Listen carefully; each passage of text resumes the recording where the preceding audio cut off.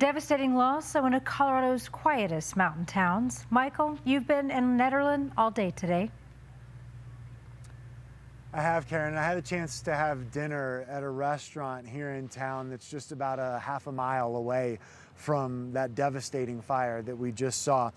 When I was there, I was talking to one of the guys who was eating at the table next to me. He said, you know, it's kind of weird to be out here celebrating tonight. It was trivia night at the restaurant. The server told me that she was both physically and mentally exhausted. It's clear that everyone in this town has been affected by what happened today. The Caribou Village Shopping Center is in the heart of town. Some people described it as the heart of town. Others described it as the spine. It was home to a salon, restaurants, the liquor store, the laundromat as well. All of that now gone today. Here's what we've learned about this fire. It broke out a little after 3:30 this morning. A sheriff's deputy was on a routine patrol when he heard popping and crackling, came to figure out what was going on. We know that no people were hurt. However, we are learning tonight that all the animals at the Wild Bear Nature Center died in that fire. Nearly 24 businesses, all considered a total loss, including a family-owned healthcare and chiropractic center. And I had the chance to talk to the son of the people who owned that center. He came by this afternoon to see the devastation for himself. The sign on the building is still there, although it may be charred. Yeah. I think that's ironically symbolic. You know, it reminds me of my mother who, you know, she's been through a lot too, but she always finds a way to keep moving forward.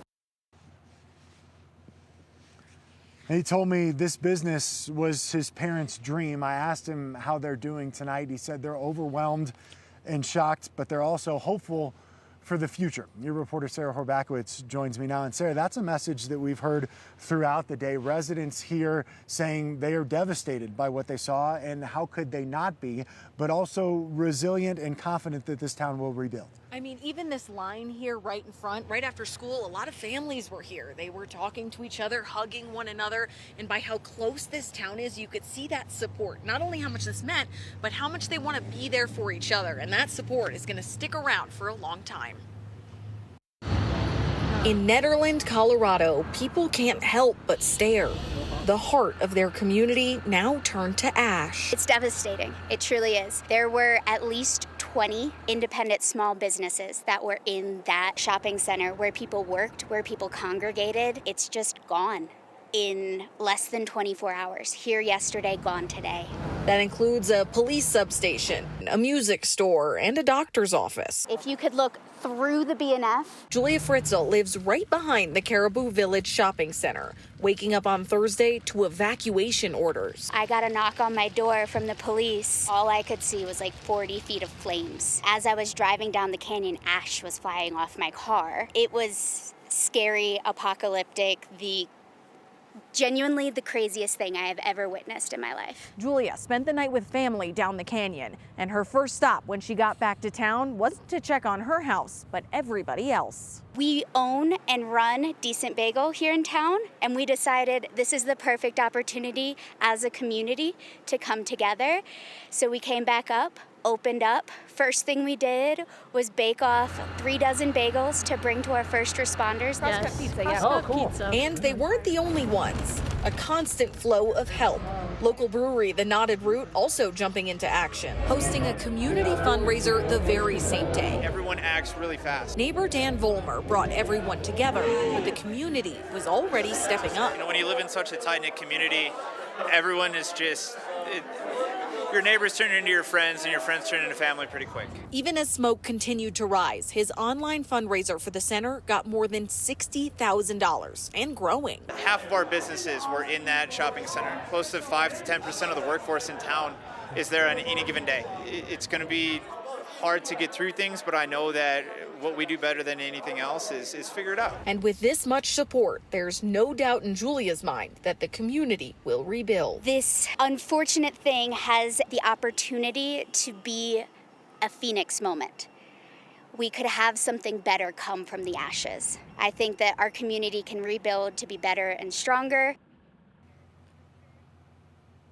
And Michael, some of that rebuilding is going to come from the stores that were spared. We know the marketplace is here, and the Carousel of Happiness is a huge part of this community. It's a big charity center, helps people out. And I was on the phone with them today. They said that's going to be one of the first things they try to do. An iconic spot, and I know people here in town can't wait until that opens. Yes, for sure. We're hoping they're going to open maybe even this weekend, maybe give free rides, try and find a way to bring the community together and spread some joy right now. Sarah, thank you. Karen, as for the investigation into how this fire started, we can tell you that the Boulder County Sheriff's Office, ATF, Colorado Bureau of Investigation, and the Division of Fire Prevention and Control all working together to try and figure out how that happens. The sheriff telling us that they won't be able to get in here until Saturday at the earliest. Even as late as 8:30 tonight, fire crews were here putting out hot spots. So this is obviously still an active scene. We want to make sure that there is no longer any fire, and of course that the structure that is left behind is stable before they get in there and start their investigation.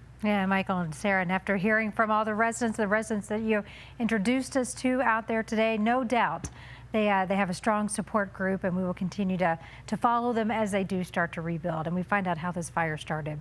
Michael, of course, there and several of your reporters were live out in Nederland all day sharing those stories from the community. We sure hope you'll visit our website right now to follow any new details that come in regarding the investigation. And you too can hear from all those impacted and find out how you can help out.